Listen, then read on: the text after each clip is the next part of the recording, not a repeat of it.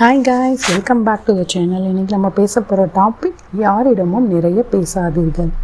என்ன, எல்லாரும் communication important தானே சொல்லுவாங்க, நிறைய பேச சொல்லி தானே சொல்லுவாங்க. ஆனால் இவங்க ஏன் இப்படி சொல்கிறாங்க அப்படின்னு தானே யோசிக்கிறீங்க. பேசுறதுல தப்பு இல்லைங்க, ஆனால் யார்கிட்ட என்ன பேசுகிறோங்கிறது தானேங்க முக்கியம். கரெக்டுங்களா? வாங்க வீடியோக்குள்ளே போயிடலாம். ஸோ ஃபர்ஸ்ட்டு நம்மளை சுற்றி இருக்கவங்க, பக்கத்து வீடு எதிர் வீடெல்லாம் இருப்பாங்க இல்லைங்களா, அவங்க நீங்கள் என்ன பண்ணுறீங்க, எங்கே போயிட்டு வரீங்க, உங்கள் வீட்டுக்கு யார் யாரெல்லாம் வராங்கன்னு சொல்லிட்டு அப்சர்வ் பண்ணிட்டே இருப்பாங்க. அப்படி இருக்கும்போது நீங்கள் என்ன பண்ணுங்க தெரியுங்களா, பெருமைக்கு ஒரு கெத்துக்காக ஒரு பொருளை வாங்கணும்னு சொல்லிட்டு எடுத்துகிட்டு போய் காமிக்கிறது, இப்படியெல்லாம் பண்ணுவீங்க. அப்படி பண்ணால் என்ன இருக்கும், அவங்க என்ன தெரியுமா யோசிப்பாங்களே, அம்மன் படத்தில் வரும் பார்த்தீங்களா, வில் மியூசிக் ஜண்டா அப்படின்னு சொல்லிட்டு, அந்த மாதிரி அவங்க உங்களை இமேஜின் பண்ணுவாங்க. இந்த மாதிரி நான் சொல்கிற விஷயம் பார்த்திங்கன்னா நிறைய பேர் லைஃப்பில் கண்டிப்பாக மேக்ஸிமம் ஒரு 95% நடந்திருக்கும். பாக்கி இருக்கிற 5% நமக்கு நல்லது நினைக்கிறவங்களும் இருக்காங்க. பட் அந்த 95%னால இந்த 5% பீப்புள்கிட்ட கூட நாம் பேச மாட்டோம். எத்தனை பேர் இந்த சுச்சுவேஷனை க்ராஸ் பண்ணியிருக்கீங்க? இந்த சினாரியோ இருக்கட்டும், அடுத்தது பார்க்கலாங்களா. நெக்ஸ்ட்டு பார்த்திங்கன்னா ஆர்வக்கோளாறு. நம்ம ஆஃபீஸில் சில ஆர்வக்கோளாறு இருக்கவங்க, இடம் பொருள்லாம் பார்த்து பேசணும்னு சொல்லுவாங்க இல்லைங்களா.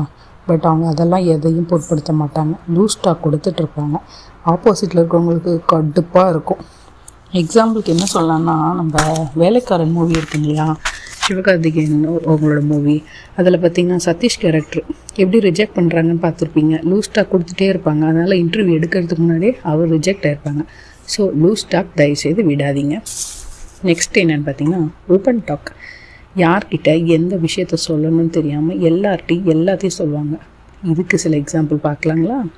ஃபர்ஸ்ட் சினாரியோ, ஒரு ஆஃபீஸ் சினாரியோன்னு வச்சுக்கோங்க. ஒரு ப்ராஜெக்ட் பண்ணுறீங்க, ஒரு சொல்யூஷன் கண்டுபிடிக்கணும். நீங்கள் கண்டுபிடிச்சிருப்பீங்க, ஓகேங்களா. நான் கண்டுபிடிச்சிட்டேன்னு சொல்லிட்டு நேராக எங்கே ரிப்போர்ட் பண்ணுமோ அங்கே பண்ண மாட்டீங்க. ஃபஸ்ட் உங்கள் க்ளோஸ் ஃப்ரெண்டுக்கிட்ட சொல்லுவீங்கன்னு வச்சுக்கோங்களேன். க்ளோஸ் ஃப்ரெண்ட் உங்கள் க்ரோத்தை அப்ரிஷியேட் பண்ணுறதா இருந்தால் ஓகே. இல்லை அவங்க பேக் ஃபயர் அடிச்சிட்டாங்கன்னா என்ன ஆகும், அவங்க ஃபைண்ட் அவுட் பண்ணுற மாதிரி சொல்லி கிரெடிட்ஸ் வாங்கிப்பாங்க. இது ஆஃபீஸில் மட்டும் இல்லை, கூட்டு குடும்பத்தில் எல்லா விஷயத்தையும் தெரிஞ்ச மாதிரி பேசுகிறவங்க, அடுத்தவங்கக்கிட்ட இருந்து காப்பி அடித்து கிரெடிட்ஸ் வாங்குறவங்களும் இருக்காங்க. ஸோ இதில் உங்கள் டேலண்ட் மறைஞ்சிருச்சு. அதனால் ஏற்கனவே சொன்ன மாதிரி எங்கே பேசணும் அங்கே மட்டும் பேசுங்க. நெக்ஸ்ட் பார்க்கலாங்களா. இதுதான் ரொம்ப மேஜர் அஃபெக்ட் ஆகுறது. என்னன்னு கேட்குறீங்களா? யாராவது கெஸ் பண்ணிங்கன்னா கண்டிப்பாக கமெண்ட் பண்ணுங்கள் பார்க்கலாம். நாம் எல்லாம் ஸ்ட்ரென்த் வீக்னஸ் எல்லாத்தையும் ஷேர் பண்ணுறது.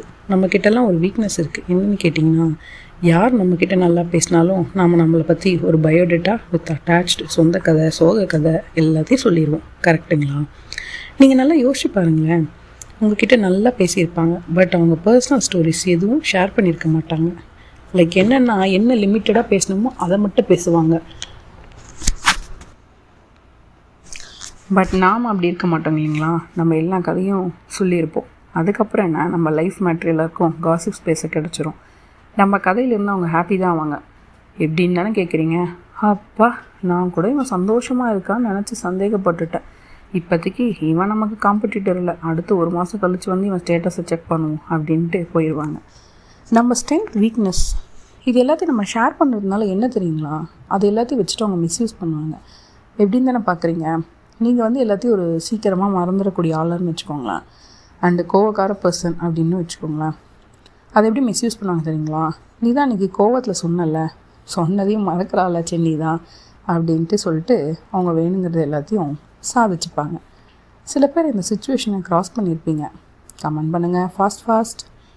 இப்போது இதனால் என்ன சொல்ல வரேன், மை கருத்து அப்படின்ட்டு பார்த்திங்கன்னா, நம்ம ப்ராப்ளம் ஹாப்பினஸ் சேட்னஸ் எல்லாம் நம்ம ஃபேமிலி மெம்பர்ஸ்க்கு மட்டும்தான். நம்ம கஷ்டத்துக்கு யாருமே பொறுப்பில்லை.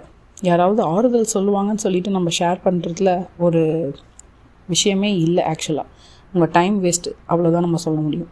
நம்ம கஷ்டத்துக்கு நாம் தான் சொல்யூஷன். முடிஞ்ச வரைக்கும் சொல்யூஷனை தேடுங்க. அண்ட் வெளியால், அதாவது எல்லார்ட்டையும், ஃபேமிலி மெம்பர்ஸை தவிர யார்கிட்டையும் உங்களோட ஹாப்பினஸ் சேட்னஸ் வீக்னஸ் இது எதுவுமே ஷேர் பண்ணாதீங்க ப்ளீஸ். அண்ட் ஓவர் டாக்கிங் பார்த்திங்கன்னா அவங்க சுயமரியாதையை குறைக்கும். ஒருத்தர் பற்றியும் ஒருத்தர்கிட்ட இப்படி சொல்லிட்டே இருப்பீங்க, அண்ட் உங்கள் ஃபேமிலி விஷயத்தையும் டிஸ்கஸ் பண்ணுவீங்க. ஸோ இது உங்கள் சுயமரியாதையை கொஞ்சம் கொஞ்சமாக குறைச்சிட்டு உங்களை சுற்றி ஆளுங்களே இருக்க மாட்டாங்க. அதனால் அளவாக பேசுங்க, இடம் அறிஞ்சு பேசுங்க. உங்கள் க்ரோத்தை பார்த்துட்டு நீங்கள் போயிட்டுருங்க, அவ்வளோதான். ஓகேங்களா? இந்த வீடியோ உங்களுக்கு பிடிச்சிருந்தா லைக் பண்ணுங்கள், ஷேர் பண்ணுங்கள், சப்ஸ்கிரைப் பண்ணுங்கள். தேங்க்ஸ் ஃபார் வாட்சிங்.